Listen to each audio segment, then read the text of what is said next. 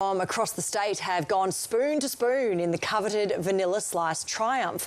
As a hungry crowd devoured thousands of kilos of custard, an entrant from the Mallee claimed his just desserts. Laura Turner was there. It's the divisive delicacy that puts this Sunraysia town on every baker's map.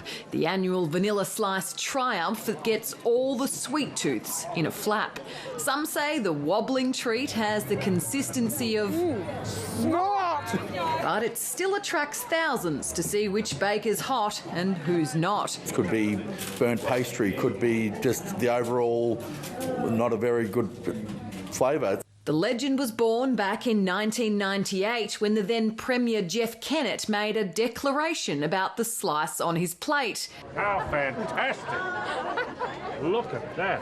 And since then, from far and wide, bakers have fought for who's best, who will have the coveted best slice ribbon on their chest.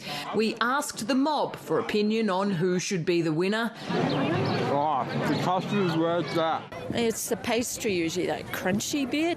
Most of them too busy to talk though, and all tucked into their dinner. About 20,000 of these will be devoured here today in what has become an annual delight. And of course for the winner for the next year, bragging rights. Whoever wins this will sell absolutely thousands per day. And at 2:15, judging time was up. The 2022 Great Australian Vanilla Slice Triumph winner is Sharp's Bakery. It was the baker from BIRCHIP who took home the custard cup. Can I ask you what's your secret? Oh, no, you can't. Never. No. Laura Turner, 9 News.